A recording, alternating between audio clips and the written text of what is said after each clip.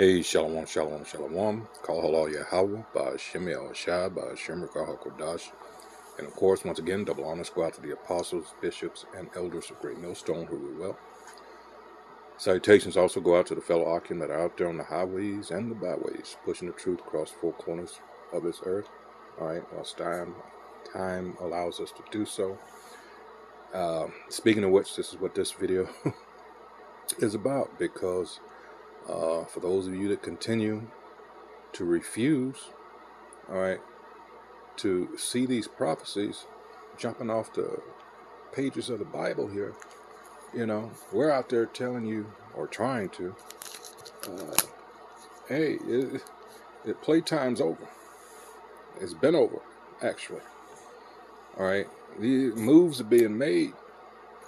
These damn devils that I call the great pretenders over there in the land of Israel, I mean, they're like in a desperation mode. Because why?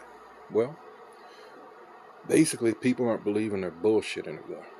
All right, and they're seeing, or they're realizing that much of this, if not all, is due to them. Behind the scenes, they're doing this shit. All right, and that voodoo that they used to do so well isn't working anymore. All right, and that's Isaiah 47 chapter. All right, but we're going to go ahead and play this video. You know, it has to do with Poland here. And Russia is just tired of the bullshit. Here we go. Poland is in Russia's crosshairs as we speak, thanks to the latest NATO provocations inside of Russia. According to Moscow, NATO's bases in Poland are now priority number one, priority targets to be destroyed, including that shiny brand new NATO base that just opened in Poland. They haven't even taken the plastic off the seats yet, and that could be destroyed. So is Warsaw prepared this morning? Let's ask Dr. Mike Krupa, PhD, author, and commentator from Warsaw, Poland. Good evening, Doctor. Good to see you, my friend. Hello, Clayton. Good to see you. You guys woke up with crosshairs on Poland once again, it seems thanks to the United States, the UK, and NATO's provocations of Russia. How is this sitting right now with the Polish people? What is the sentiment there?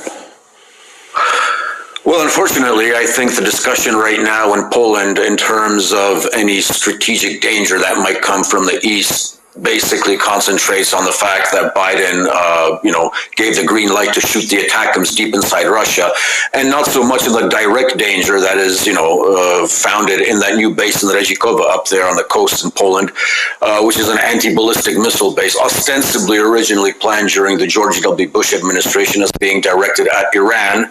Obviously, nobody ever believed in that, because ever since the idea came up, everybody in Poland understood that this base would be directed against Russia. Nobody in Poland really cares about Iran because we have no quarrel with Iran. But we're certainly driving into a quarrel with Russia, which is a quarrel that is absolutely not needed and which only heightens the strategic danger in which the Republic of Poland might find itself in the near future. So to answer your question, the latest hysteria, which in a way is positive, because I think finally the idea that a war with Russia might be very destructive to Poland is finally reaching the mass Polish audience, but it's not reaching the mass Polish audience because of the direct and close base that has been just opened in Redzikowa, but because of events further away in Washington, i.e. the green light for Ukraine to launch the ATACMS, and obviously the potential Russian response to that. We also had overnight the Estonian foreign minister who says that if Trump brokers a peace deal with Russia, then NATO basically needs to give them the middle finger. NATO needs to put boots on the ground inside of Ukraine.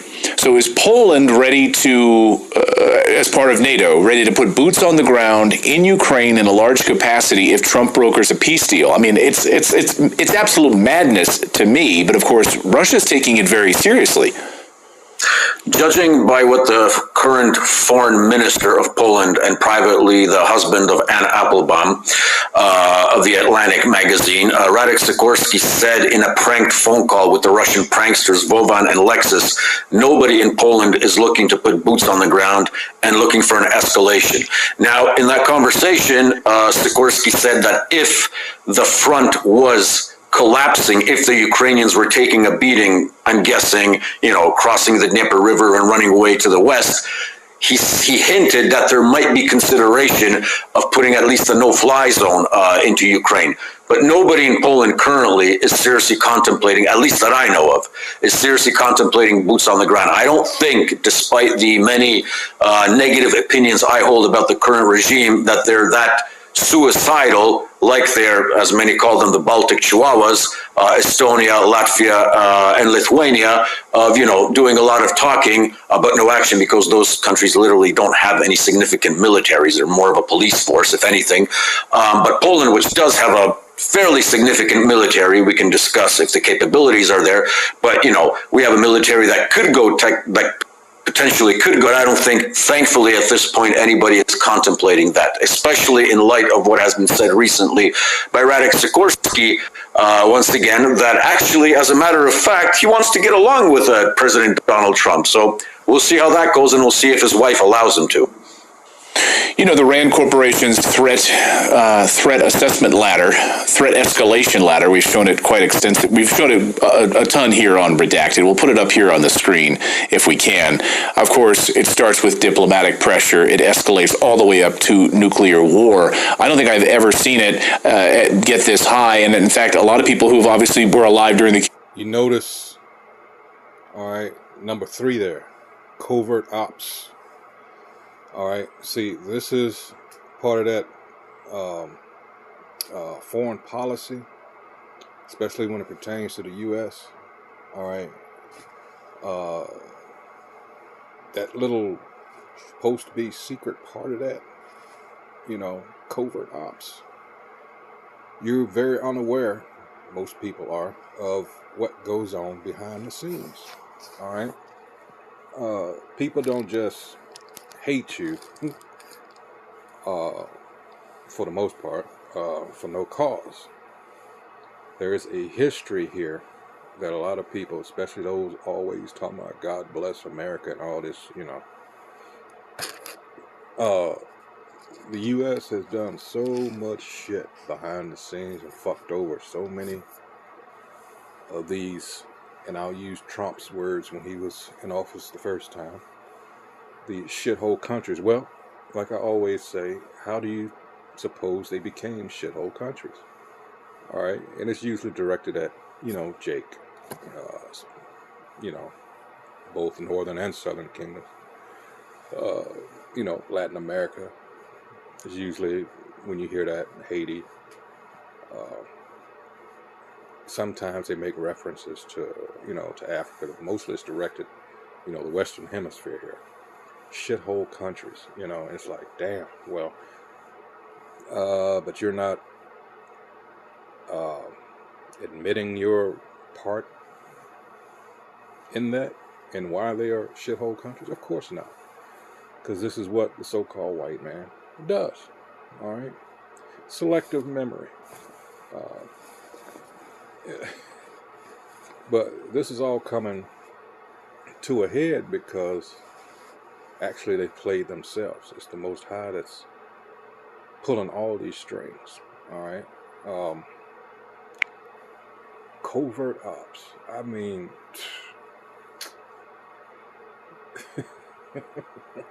and these are the guys, I've been around enough of them. They kill their own mother for this motherfucker. All right. So let's continue. Cuban Missile Crisis say where we are right now is worse than the Cuban Missile Crisis. Are the Polish people... Yeah. 5 signs that your phone has been hacked. Number 1, does your battery drain suspiciously? I think in America, the reason I ask this, I feel like there's a detachment. Everyone's getting ready for Christmas. There's sort of a detachment from it. And people can sort of compartmentalize things because we've never had a nuclear war. We've never had intercontinental ballistic missiles fired at us. But I think we're right there. I think we are. And are the Polish people aware of how dire the situation is? Unfortunately, not to the extent that they should be. Even with the whole green lighting of the ATACMS, missiles being fired into Russia. Beside that being over there, and he's an expert for those people over there. I'm talking about these people over here in America, because the orange man has been reelected. You know, they have this false sense of everything's going to be put back in order, and we're going to, you know, force those Negroes, of course they use another word, back in order. You know, he's going to save America. That's their orange god, whatever, you know. And it's leading to that false sense of, and you know, these, you know, for First Thessalonians 5, it says, the day of the Most High. It says, but of the times and the seasons, brethren, you have no need that I write unto you. For yourselves know perfectly that the day of the Most High so cometh as a thief in the night. And this is what we're trying to tell our people constantly. We're doing what, you know, we were called to do. Is try to wake up our people, not everyone on the planet, all right? And that's that Christianity, that's that Christian dogma, all right? For yourselves know perfectly that the day of the Lord shall cometh as a thief in the night, for when they shall say peace and safety. And that's the, because this past presidential election cycle has been tumultuous. You know, it's been great division, you know, and all that was brought to the forefront. You know, everybody saw it, even those that don't live in America. See, all right, and guy hasn't even been sworn in yet. So just you wait, you know. It says, for when they shall say peace and safety, then sudden destruction cometh upon them, as travail upon a woman with child, and they shall not escape. You know, these were warnings. When you go to, let's go to Matthew 24:3. It says, and as he sat upon the Mount of Olives, the disciples came unto him privately, saying, tell us, when shall these things be? And what shall be the sign of thy coming and of the end of the world? And that's important. That word sign there will be signs. All right? And we're seeing all these things. You've got, and again, these people pretending to be us. Again, I call them the great pretenders. And that I said that, I'm going to have that damn song in my head for I don't know how long. They're behind all this. It's because of them.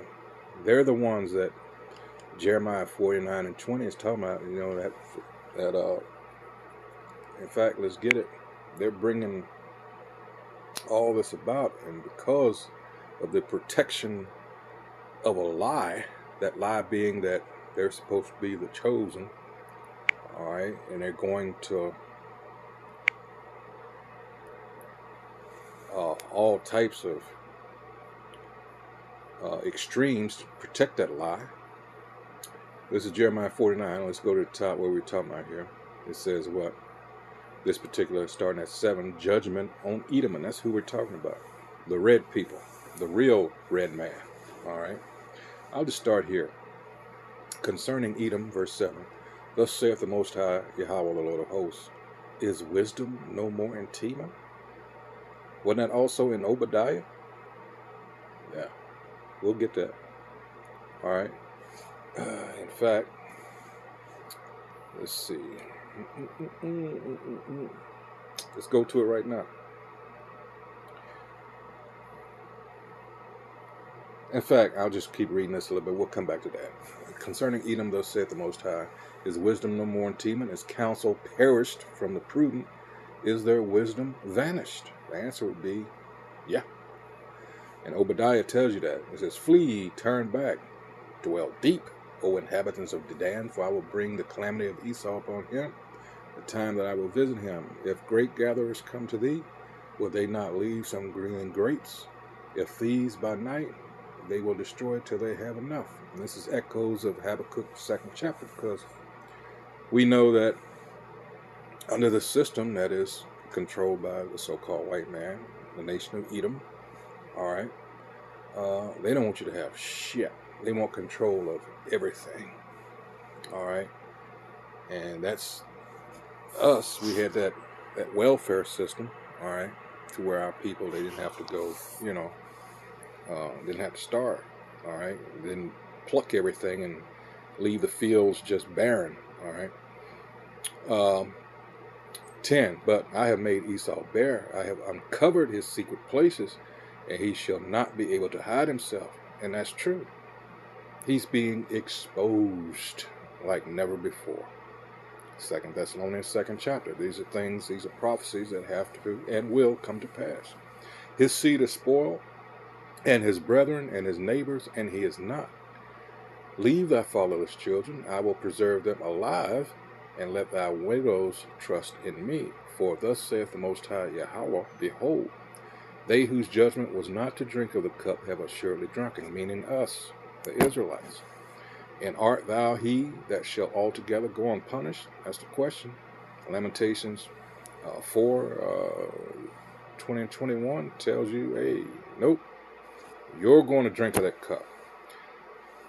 Thou shalt not go unpunished, but thou shalt surely drink of it. For I have sworn by myself, saith the Most High Yahweh, that Basra, which is the capital city of Edom, shall become a desolation, a reproach, a waste, and a curse. And all the cities thereof shall be perpetual waste. Isaiah 34 tells you, these are the people of the Most High's curse. I have heard a rumor from the Most High, and an ambassador is sent unto the heathen, saying, gather ye together, and come against her, and rise up to the battle. For lo, I will make thee small again, Obadiah. I will make thee small among the heathen, and despised among men. That's what's happening now. They just issued arrest warrants for Bibi, for Netanyahu, all right, and another one of his cronies, all right. Thy terribleness hath deceived thee, and the pride of thine heart, O thou that dwellest in the clefts of the rock. Clue, Job 30, that holdest the height of the hill, though thou shouldest make thy nest as high as the eagle. Another reference to Obadiah. I will bring thee down from thence, saith the Most High Yahweh. And Malachi, all right, first chapter. Also Edom shall be a desolation. Everyone that goeth by it shall be astonished, and shall hiss at all the plagues thereof. Just like everyone did with us in Lamentations, the 2nd chapter, verses 15 and 16. This is going to be his. And he's going to be, even though Isaiah 14 chapter 2 goes into that. All right. As in the overthrow of Sodom and Gomorrah and the neighbor cities thereof, saith the Most High, no man shall abide there, neither shall a son of man dwell in it. All right. So America, its destruction, you know, Babylon the Great, is totally something different than ancient Babylon. All right. No one's going to be able to dwell there. All right. Let's go back to the video. And the negative effects that could entail. Unfortunately, and I'm actually pretty happy that Annie Jacobson's book, I think it's 78 or 72 minutes, has been translated into Polish about what would happen in a nuclear war and how quickly most of mankind would cease to exist. So that's a good thing that this has been actually, you know. All the more proof of what we're telling you, and the scriptures more are telling you that in 1 hour. All right. It's not like this is going to be an extended conflict. All right. It's not. You know, let's go real quick to, it tells you that in Ezekiel. All right, let's go there. Ezekiel 9, let's start at 4. All right, and this is what we're trying to do. It's what we're encouraging you, Jakes, here to get into these scriptures, to repent first and foremost, all right? Because this is what you want. You want this mark, not the other one. And the Most High Yahweh said unto him, go through the midst of the city, through the midst of Jerusalem, and set a mark upon the foreheads of the men that sigh and that cry for all the abominations that be done in the midst thereof, because there's plenty here. And to the others he said in mine hearing, go ye after him through the city, and smite, let not your eye spare, neither have ye pity. Slay utterly old and young, both maids and little children and women, but come not near any man upon whom is the mark, and begin at my sanctuary. Then they began at the ancient men which were before the house. All right. So, I mean, because in that, and we can go to Zechariah here because it's telling you, all right, what is this describing?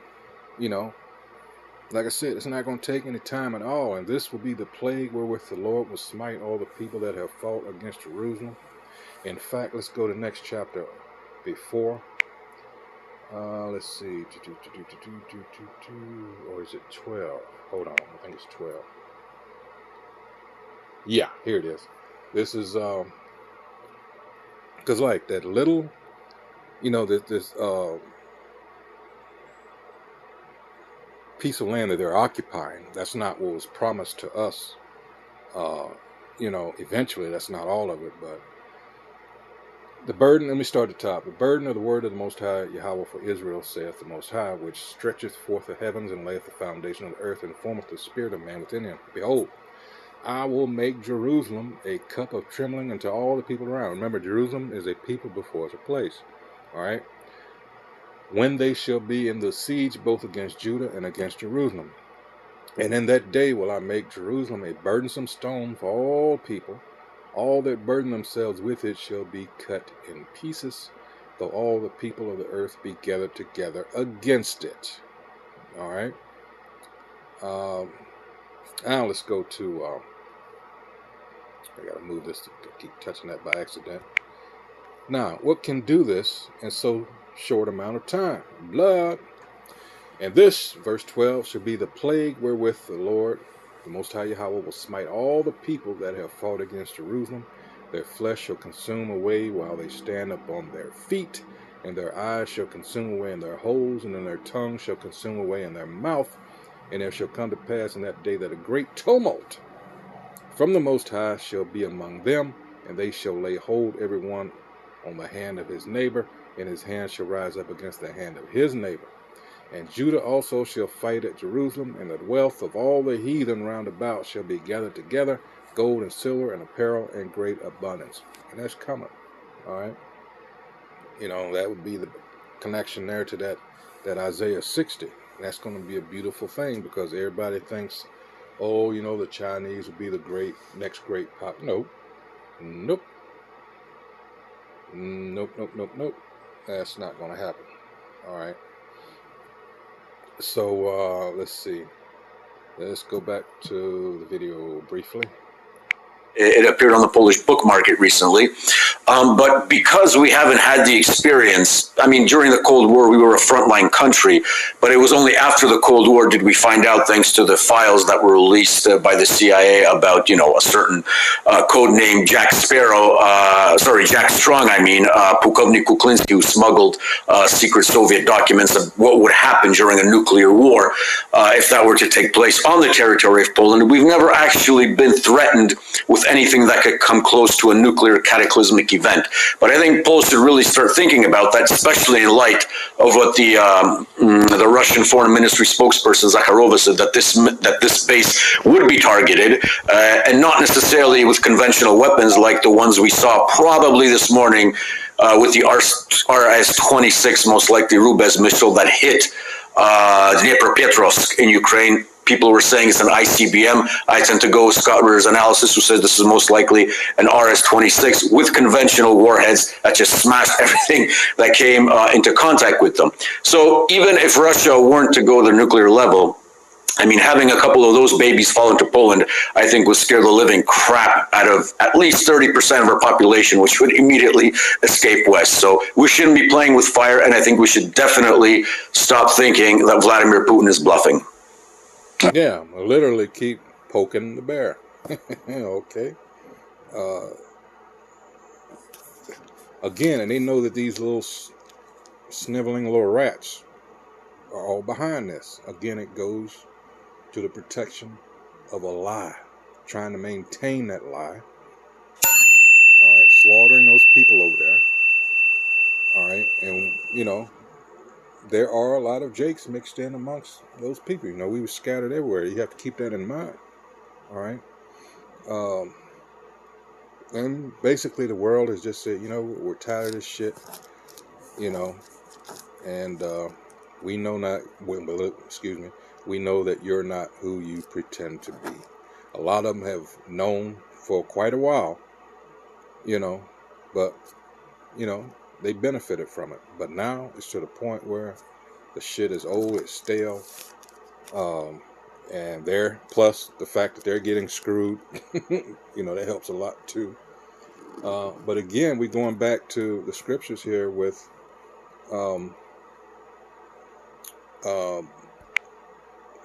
First Thessalonians, hold on, and 5, and we go to these signs, what do you got? Matthew 24. But of that day and hour knoweth no man, no, not the angels of heaven, but my Father only. And this is Yahweh Shai, the Son, saying this. All right. But going back to the top of that, verse 3, there are signs. All right. Signs. That's very important. All right.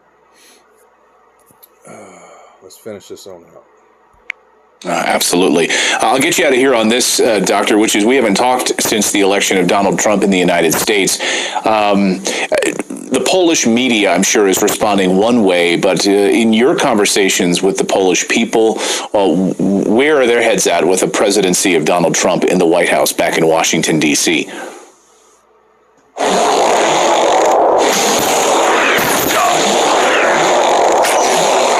Now, remember, I think a lot of I told you earlier about everybody was watching this election.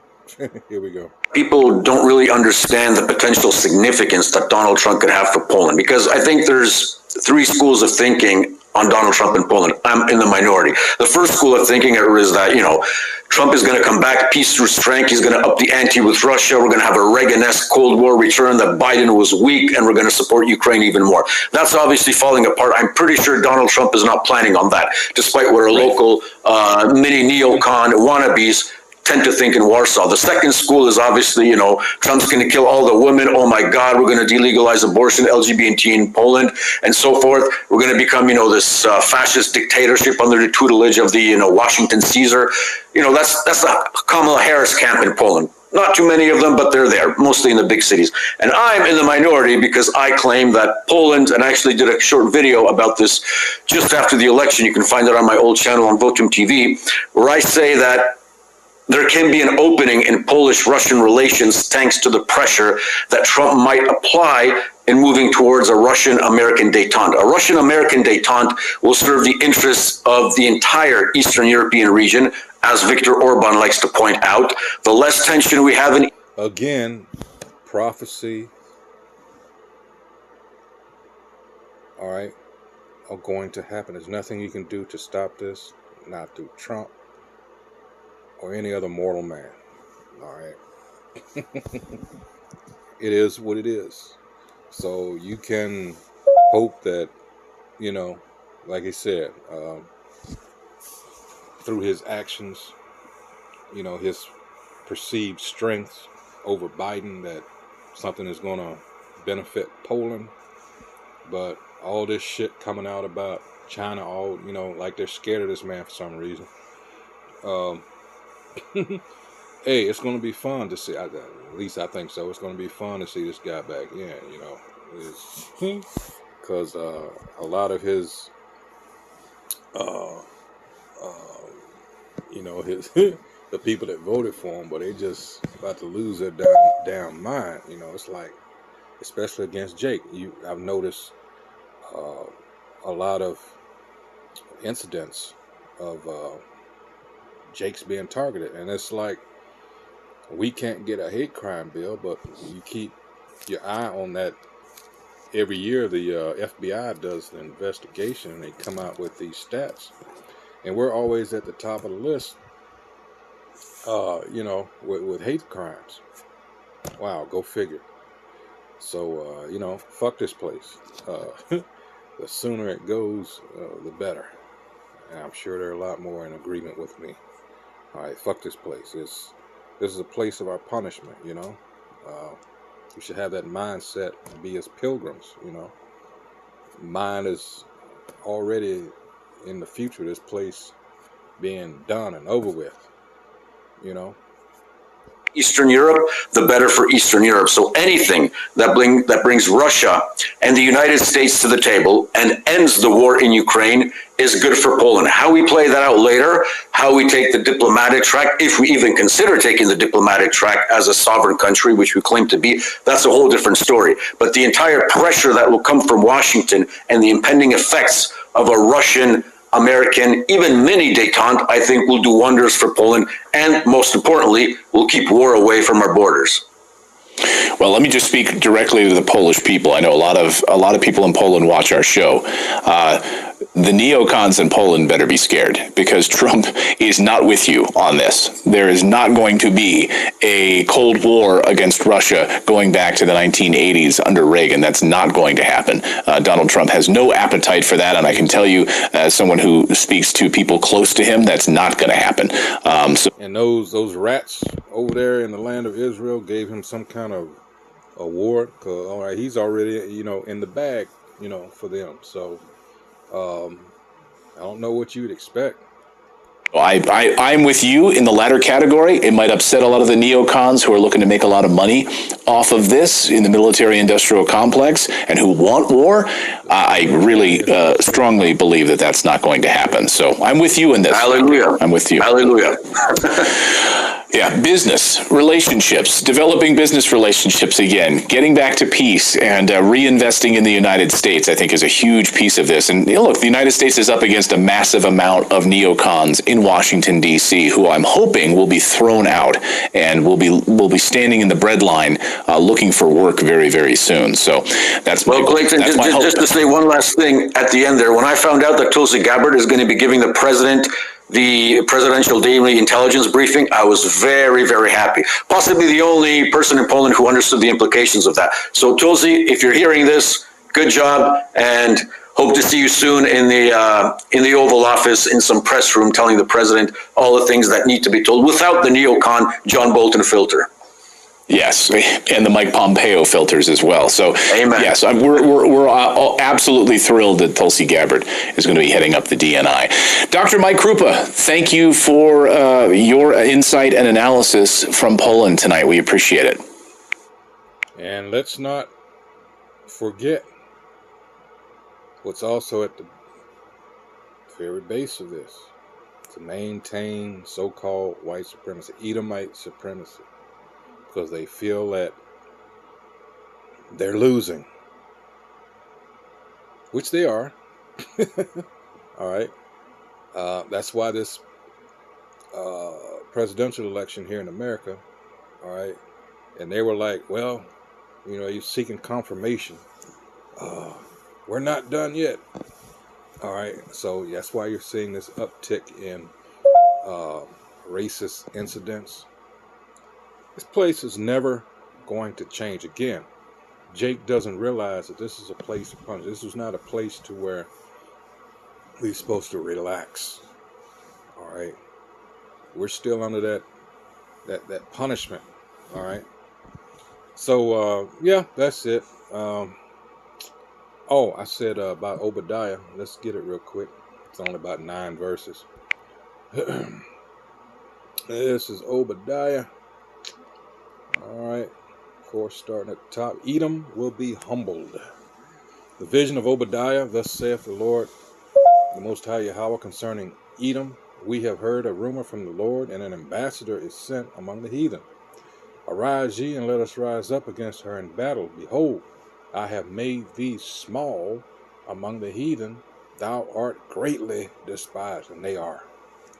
The pride of thine heart hath deceived thee.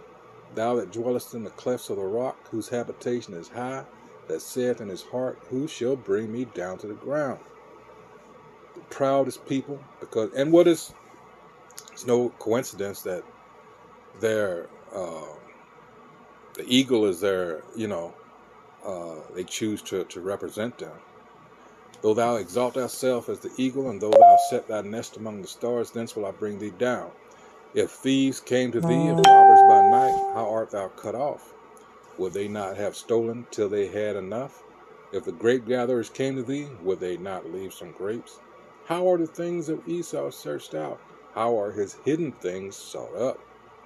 All the men of thy confederacy have brought thee even to the border. Remember what I said about the shit, the dirt that they've done behind the scenes? When I brought out that, the covert ops and all that shit. And when Angela Merkel was still Chancellor of Germany, how they exposed how they, trying to tap into her satellite phone and all that shit. They're spying on them. Yeah. All the men of thy confederacy have brought thee even to the border. The men that were at peace with thee have deceived thee and prevailed against thee. They that eat thy bread have laid a wound unto thee. There is none understanding in him. Shall I not in that day, saith the Most High, even destroy the wise men out of Edom, and understanding out of the mount of Esau? That's what's happening. Like I said, it's, they got these prognosticators and sorcerers working overtime. Isaiah 47, like I said at the top. And thy mighty men, O Teman, shall be dismayed, to the end that every one of the mount of Esau may be cut off by slaughter. Why? 10. For thy violence against thy brother Jacob, shame shall cover thee, and thou shalt be cut off forever.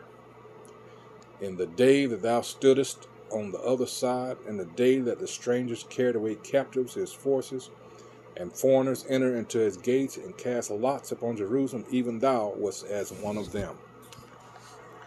But thou shouldest not have looked on the day of thy brother and the day that he became a stranger.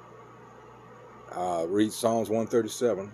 Neither shouldest thou have rejoiced over the children of Judah in the day of their destruction, neither shouldest thou have spoken proudly in the day of distress.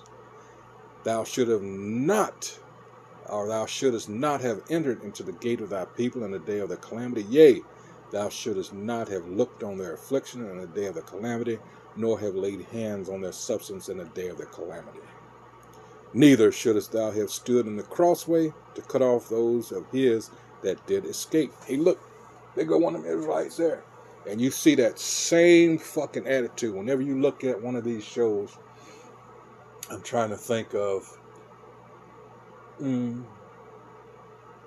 some old cops episodes, but you'll see it now and then. They'll always interfere, like when Jake is in conflict with, say, like law enforcement or something. You see these motherfuckers come out of the, into the camera, into the picture just out of nowhere, to aid in apprehending Jake or something like that. It's some shit that is named not even their business, all right, or some other weird shit, all right.